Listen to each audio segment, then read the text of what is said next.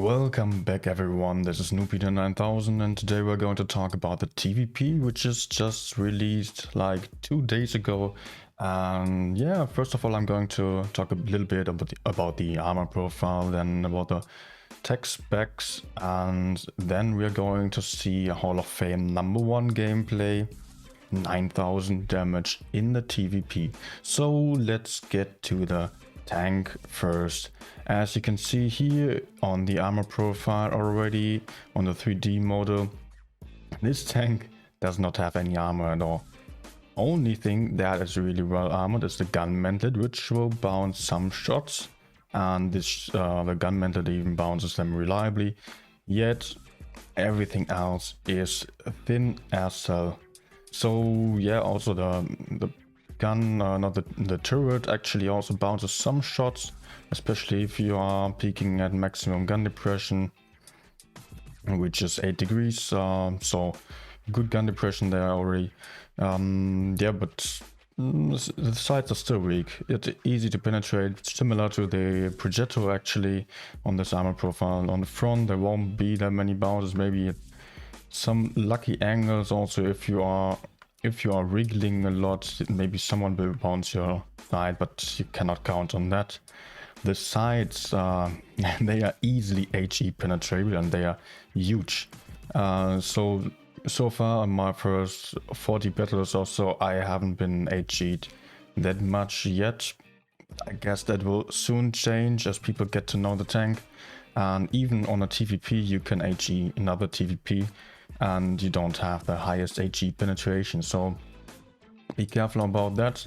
Sides can easily be HE penetrated, also the rear of course, and yeah, turret also. Nothing new here, pretty similar to Progetto. Let's get over to the tank comparison. So I just got some more tanks on comparison here, which are pretty similar, and that's main competitors. That is the Progetto, Batchet and AMX 50B. Yeah, the DPM first of all is actually the worst on the TVP. So yeah, also you do have very long clip reload of 22 seconds almost, and you have to be super careful about that. 22 seconds is really a lot in currently fast-paced games, which won't change anytime soon. As Wargaming said, they really like the fast-paced game style, so current and future meta will also stick to the 3-minute games, nothing more, not much more. So yeah, 22 seconds is a lot, and you really have to be careful about your positioning and always have to make sure to not get shot out and be able to retreat into cover.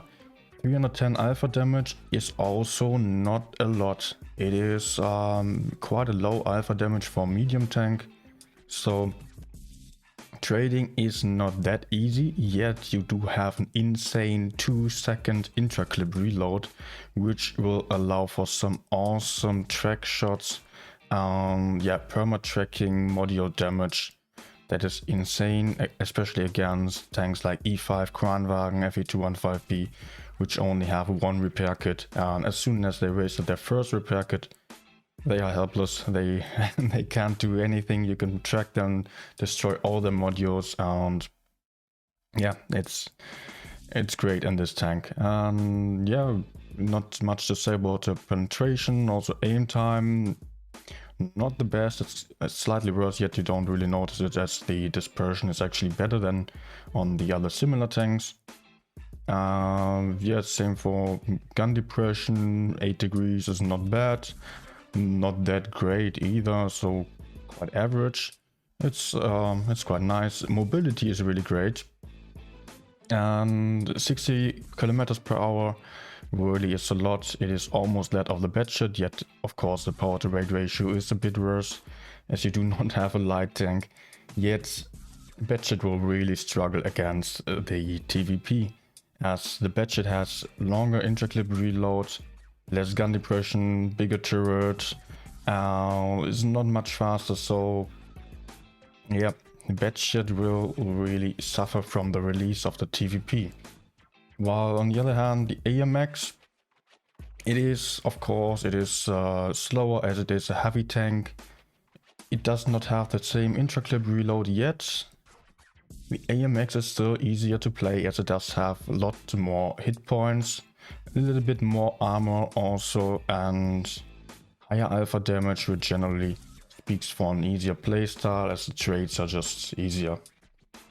Progetto, yeah, I just have it for comparisons. It's also pretty similar playstyle, but it's also easier to play for beginners, as you do have a clipper when you are into the fight. You do have 3 shots reloaded, yet as soon as you have your clip emptied, you still have 1 shot bad DPM medium. While on the TVP, you will have to retreat, and you will have to think about that before you get into the fight and miss your shots and, yeah, face an enemy which is a 1 shot and can just kill you on his with his good DPM. So far about the tech specs. I guess I mentioned all the hit points. As you can see, it actually is 2k. I guess that's a mistake on behalf of Blitzstars here. So yeah, so much about this. Let's head into the replay.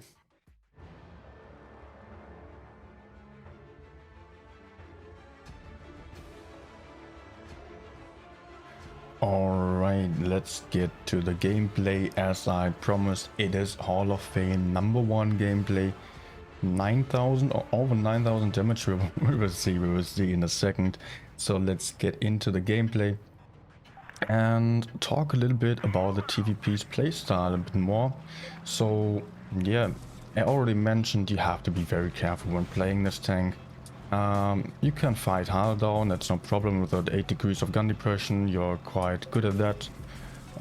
Yet you do have to be careful to not be too aggressive, and that's not how you get up there. It's just a few meters further. Yeah, here you would get up, no problem at all. Yeah, the playstyle. So be careful, guys, be careful about the playstyle on this tank. It is nothing for inexperienced players. You should probably, if you go for an autoloader, just go for maybe an AMX. AMX is still a lot of fun.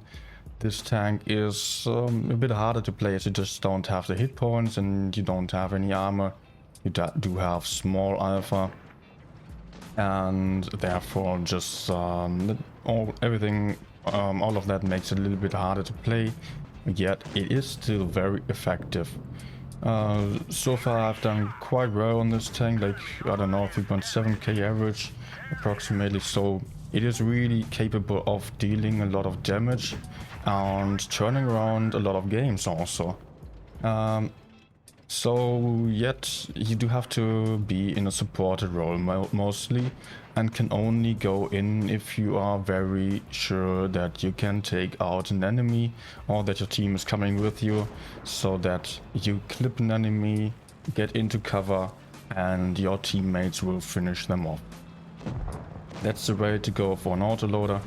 And yeah, especially on this one, you have to be super careful and make sure you hit all your shots, as otherwise you will have very bad DPM, and if you only hit like 1 or 2 shots and have 21 seconds of reload, this won't get you anywhere. So make sure that you hit your shots.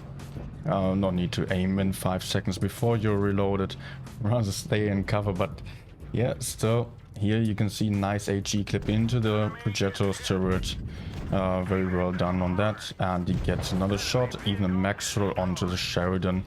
He still is full hit points and has done 4k damage already. And by the way, this is probably one of the best positions for farming in the whole game, as from here, even if your team is on the right side and enemies are also there, you can just snipe all the time. Otherwise you do have perfect hull down position and can just shoot everywhere. It will be very hard for the enemies to reach you if they are not deciding to push you from the upper side. So in this game here, he already farmed 5k damage. still full life, and only 3 enemies remaining. Captain would be very close to him, yet there are still 2 TDs in the back, and he does the absolute right decision here to not go in there. Just flanks around, uses his brain, makes a clever move, and just tries to get around, get to another position where he can crossfire. And yeah, he also notices that his team is still very passive, as they have been all the game already. So for him it just makes sense to go somewhere else. He's basically in a 1v3, yet his team of course is not dead.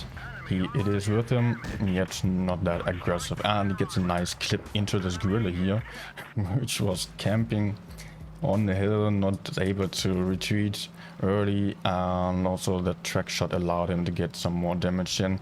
He could potentially go for the gorilla, yet he decides otherwise. He thinks, okay, the gorilla probably runs away, so let's just go for this little hill, and does what the gorilla has done. But now he is behind the pattern and can just shoot him into his butt. So that's already a nice move here. He can just put out some nice shots. Go for a reload. Does he? Does he? No, he doesn't. What does he stop? I guess I guess he's maybe eating. Well, he's writing. He wants the damage. He asked his team to get some more damage. Probably if he had not written that, he would have gotten more damage.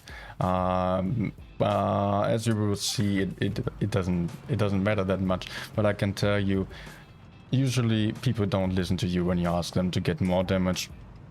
So just go for it, and don't waste your time on writing, blaming your teammates, etc. Yes, I know we're all guilty of that sometimes.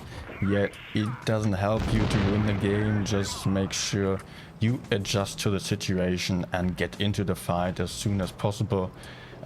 Make sure you don't die, and try to somehow make use of maybe camping teammates like a Sheridan in the beginning, something like that, or just play a bit more aggressive when instead of writing here and asking for damage. So therefore, yeah, probably not needed. Never mind.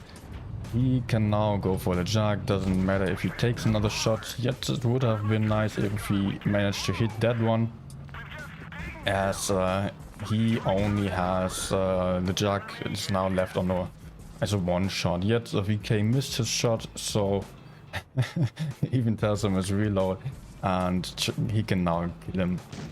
So that's it for this game, and also for this video. Awesome 9000 damage game on the first day already. Quite lucky, to be honest, that he had this perfect setup. GG to that, and thank you all for watching. I hope you enjoyed it. Don't forget to leave a subscribe and leave a like, and stay tuned for more videos coming soon. Also streaming regularly, almost daily, so keep up the updates, hit that bell, and see you soon. Have a nice evening.